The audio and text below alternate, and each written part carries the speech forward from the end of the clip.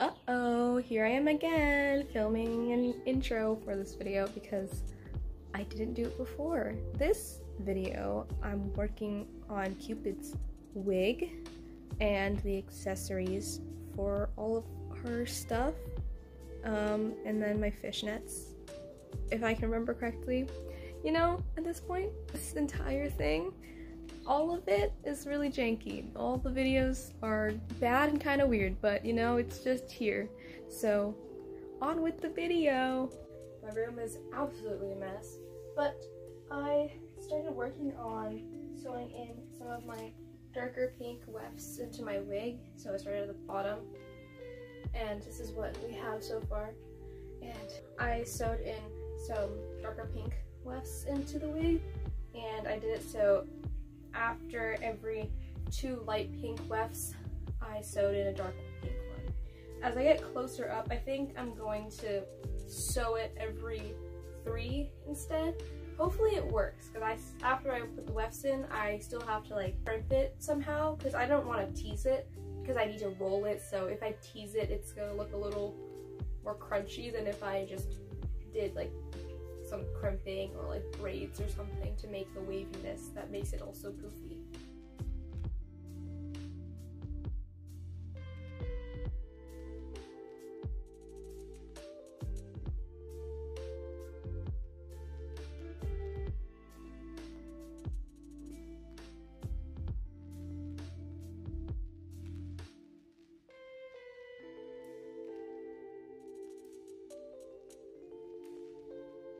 So, my phone died in the middle of recording the part where I was coloring the wig with markers, because the wig that I got was like really light pink and I wanted that as a base, because if you look at Cupid's hair, oh, that's really bad. It's like really light pink and then it gets like dark, almost hot pinkish, but not really. So I tried to replicate that by getting a really light pink base wig and then adding those like dark wefts and coloring it. So this is what I have now. It's a lot darker and there's like a lot more random hot pink highlights. On the top I kind of messed up a little bit, so it's a little bit streaky. It's not like as blended as I wanted it to be, where I made the color marks, but I think that's okay because she kind of has that streakiness in her hair in the photos of like her art and stuff.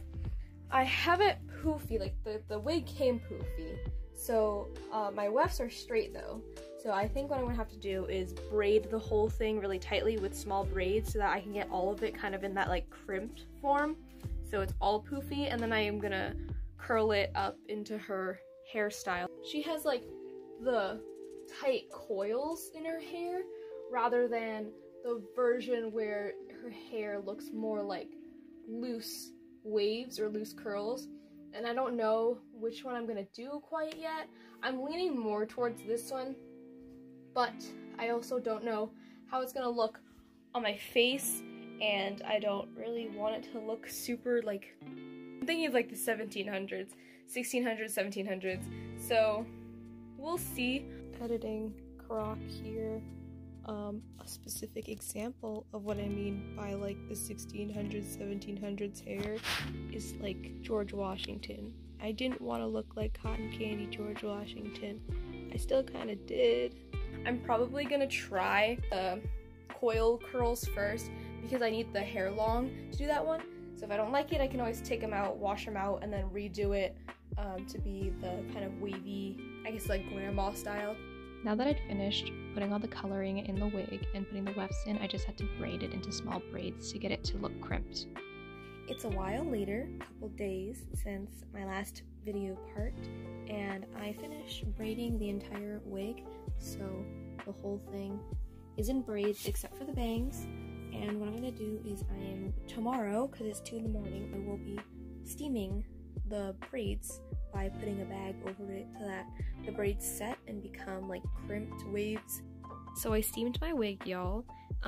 It's damp right now, but what I did was I just got a plastic bag, put it over my entire mannequin head, and then got my steamer and let it run inside the bag for just like a minute or so it really got all nice and toasty and damp inside the bag. And then I tied up the bag so none of the steam would escape and it would just cool down and condensate on the bag. And then after a couple hours, I say like 3 hours, I took off the bag and I'm just gonna let it dry until tomorrow morning when I will take out all the braids and brush it out.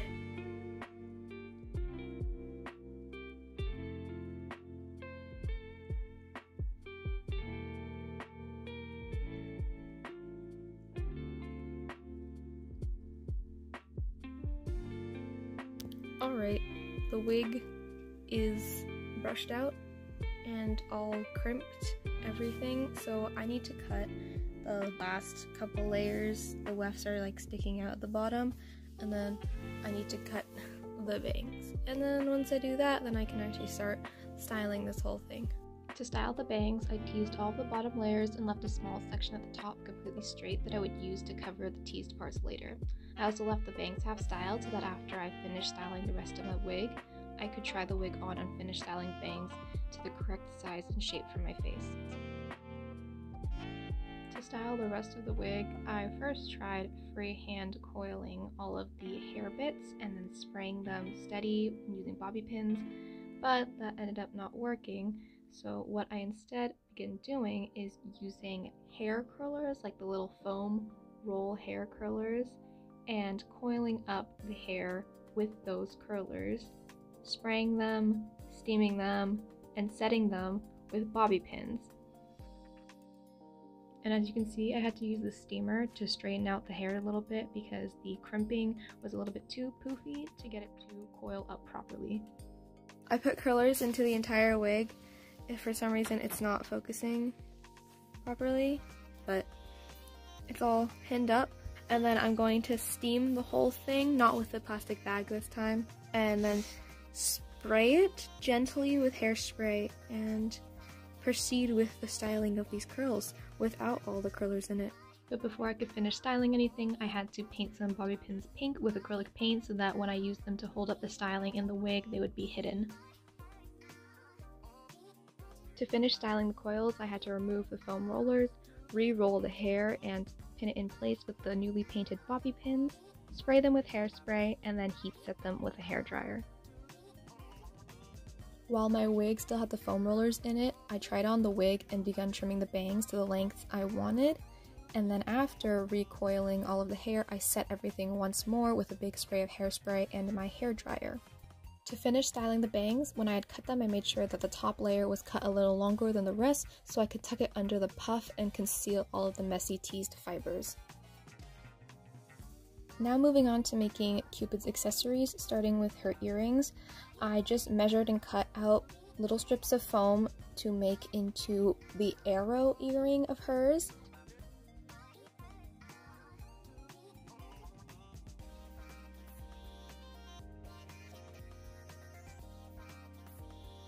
And I just used super glue to attach all the little bits to one another.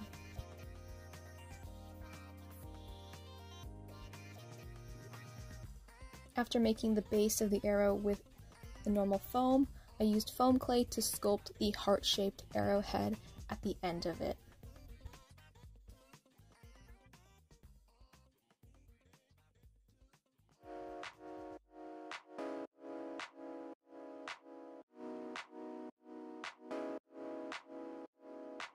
Using foam clay again, I rolled out a little log that I made into the curved piece of the bow earring that I then stuck onto a straight piece of foam and rolled the ends onto each other so that it looked finished and similar to the way the shoes looked.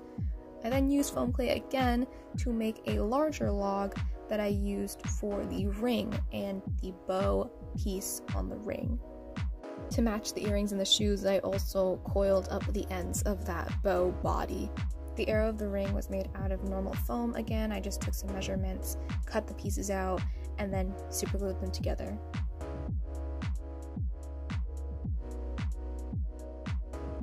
Her necklace also uses pieces of normal foam cut into shapes to make the basic components of the arrow, like the arrowhead and the fletching, which were then attached to a piece of red wire that you can see in the video.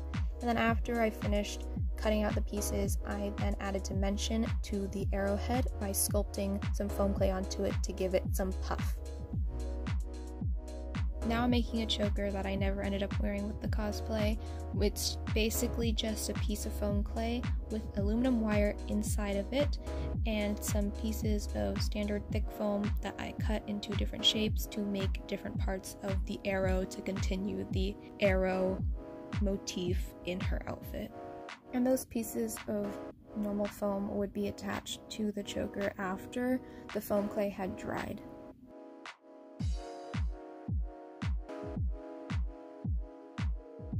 Super weird angle, and my hair is a mess, but I made the headband piece, so I used wire to shape it. Originally I was going to use the wire as like a headband thing, but I think what I'm going to do instead is once this is fully dry, I'm going to take this off of the wire so it has that curved shape, and then paint it, and then I'm just going to sew it onto my wig, because I don't think this will stay well, and the wire, even though it's like bent, look at the end there, it still gets snagged on the wig and it might ruin the curls that have been styled into it. So I think the best bet is to just sew it straight in. Once again, I'm interjecting into this video because I didn't explain something like at all, so here I am explaining it now. So for making that heart headband piece, I used foam clay and a wire. So I got, I think it's like 8 gauge wire. Doesn't matter, just flexible wire that you can use to form the headband thing on. So basically, get a strip of wire that is about the size of your head with the wig on. So like put your wig on, then get a piece of wire and like shape it to the size of your head like this. So it's kind of like a headband. You have your little wire piece, and then you get foam clay. Get enough so that you can make 2 long logs or snakes, you know, like roll it on the table. So you get 2 long logs, and you get the 2 logs and you put them side by side, so like that. But then you will slowly twist them so they intertwine and create that spiraling pattern. Kind of like a, I don't know, like a licorice rope, I guess? Or like a twist candy where you get 2 strips twisted together and you have 1 long strip of twisted foam clay.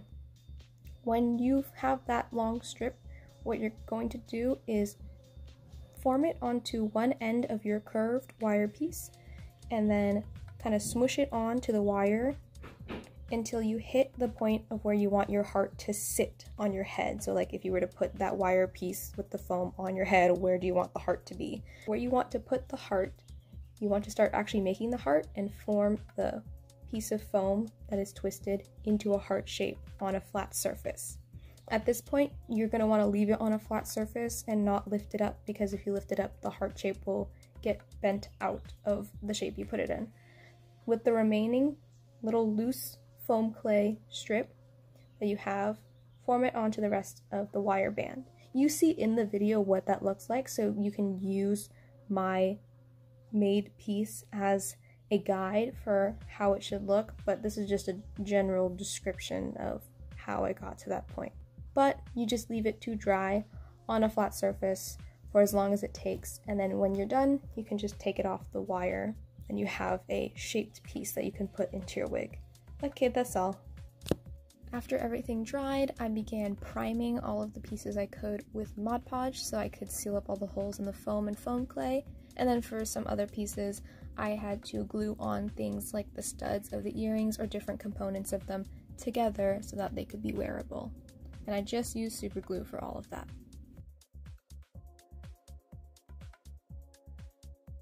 Back to the choker.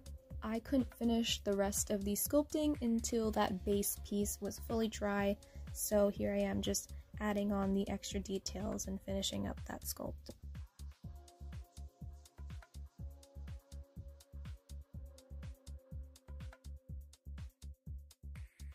And with sealing everything, I used multiple layers of Mod Podge to make sure it was all smooth and ready to paint.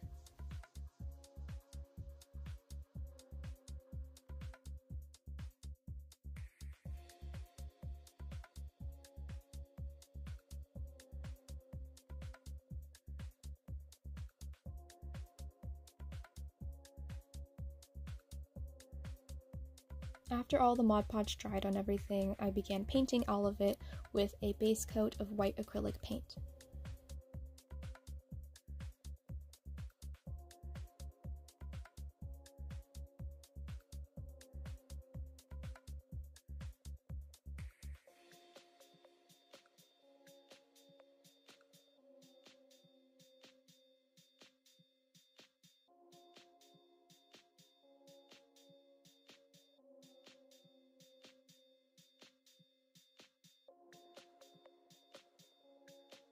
After the white base coat was dry, I began painting all of my stuff, and you can see I didn't film it, but I painted a bunch of the smaller accessories. And for the hairpiece specifically, I used multiple different shades of pink that matched the different shades I used in my wig, and some dry brushing to get that hair-like texture.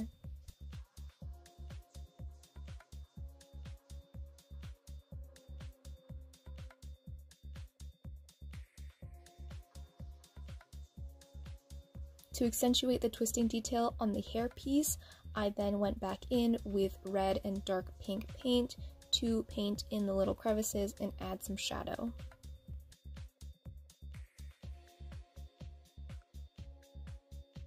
After the paint on the jewelry pieces were dry, I then began adding glitter or pearlescent Mod Podge to various different pieces in different places to give it some texture and some pizzazz.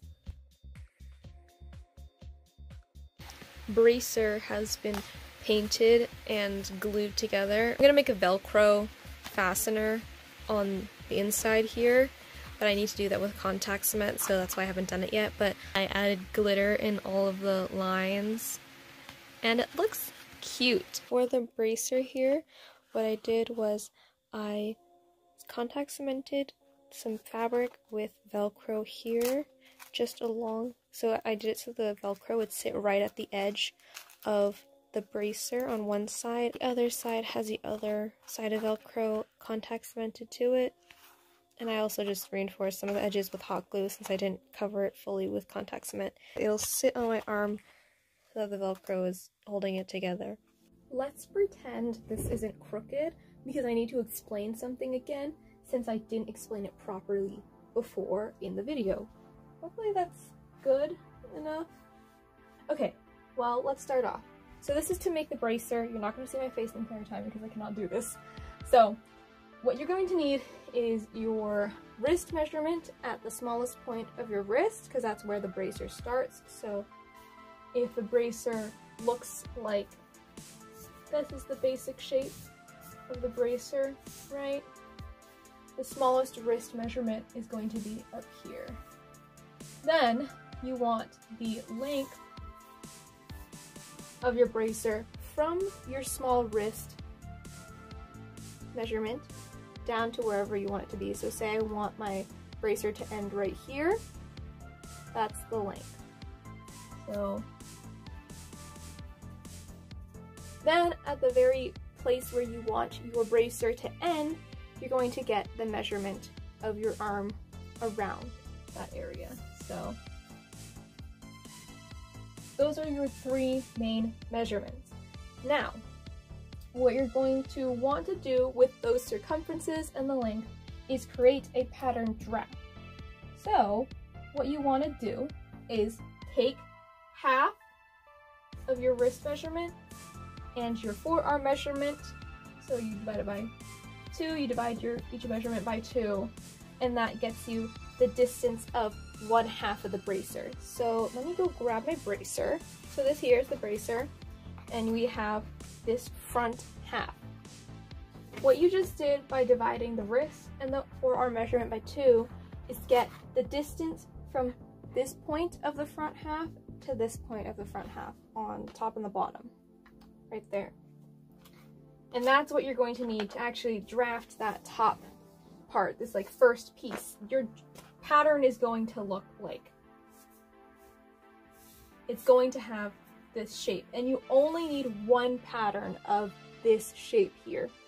What you're going to do is first, to create this pattern, is get a ruler and draw out a line down the middle of a piece of paper of the length of the bracer you want. And that length is from the very tip to the very bottom of the points here. So you don't want to make the length where the, I guess, like cutout is going to end. It's from the very top to the very bottom-most part of the bracer. On the paper, you've now drawn out your midline like that.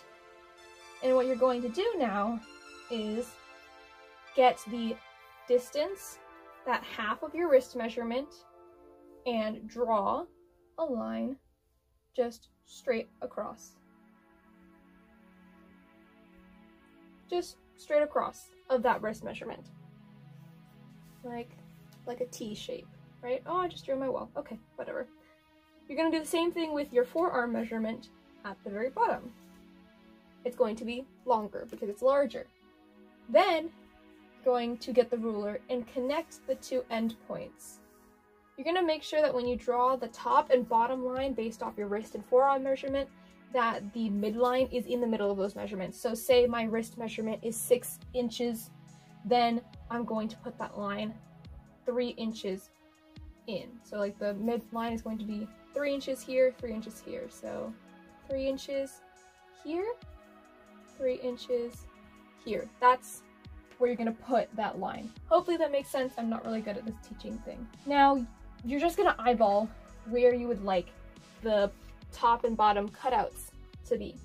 So you can just like cut out this trapezoid you just made and put it on your arm and look, oh, okay, I kind of want it to be this high up on my arm where I want the cutout to be, so that when I translate it to the pattern, that means that cutout is going to be that high from the bottom, and I want my pointed tip to start this high. After you've made your marks on your paper where you want it, you're going to get your ruler and draw straight lines, connecting the top pieces, those 3 points, in a point, and then you're going to make the triangle at the bottom for the cutout. Then when you actually do cut out your pattern from this image that you've drawn, you're going to ignore this part. You're gonna just cut that off. You're gonna cut all these parts off until you have that arrow shape. Now, I decided I wanted more of a curve when I was making the bracer here, so when I drew out those lines, I added a little curve on one side, so that when I decided to cut it out, I could just have the curves. And to do that, we'll pretend this is another pattern. What I did was, this is still on the paper, just like this. It still has all the components to it. It's still a single sheet. I drew my curve on one side, and I wanted the bottom to curve too, so I drew the curve on the other side. I cut out this entire rectangle, the outline, very most outline, folded it in half, and then cut based off of the arched lines I made, so that they were even. Now that you have your pattern, you're going to basically just cut it in half down this midline, so you have two separate pieces here. Because you can see here there's a seam. It's two separate pieces for the top, two separate pieces for the bottom.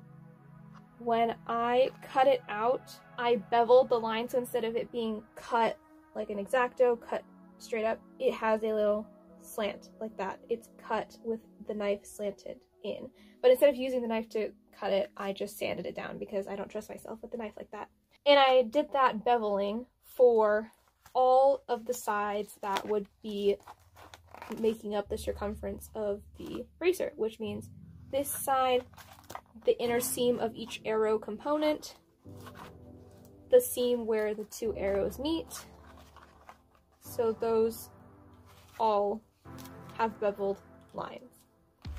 Now that you have your pattern here, you only have one half of your bracer, you have just the front part, you just have to duplicate it. You just have to cut out another set of two pieces to make your back piece. Hopefully that makes sense. I mean, I'll just like show the bracer to kind of help with how it works. you can see 4 different panels, but they're the exact same main set of panels. So this is the first set, this is the pattern you created, this is everything you drafted out. The back side is a duplicate of that. That's all. And then here's the inside. Of course, there's some Velcro there and some stuff that I used to make it so I could attach it to my arm, but that is the basic gist of making that bracer. Hopefully that's helpful in any way. But again, this is more of just like a let's make this cosplay with me and not a full tutorial. So I finished the fishnets for Cupid. I painted the toe with black acrylic, but it looks gray, but it's fine. It doesn't matter too much. I just don't want it to show up as much when I wear her open-toed shoes because the bottom, the foot is black and her toes are black on the doll. So painted that, and then I just sewed these on by hand. Some places should probably be sewn down, but I'm lazy. It took way too long. It took like 2 hours to do both legs, so that's over with. Yes, I am filming this outro right after I filmed the intro, because why waste time? Thank you for watching this video, and if you watched any of the other videos, thank you for watching those. And by other videos, I mean my other Cupid videos, because I have more for different parts of her cosplay, so it's a whole series. And again, I don't know which one this video is in the series, like what number or when it came out, because as I'm editing this and like doing all of the processing of the footage, I realized the footage was way too much to put into one video like I originally planned, so it's split into parts now. But again, thank you for being here. My social media stuff will be in the description, so thank you for watching, and bye!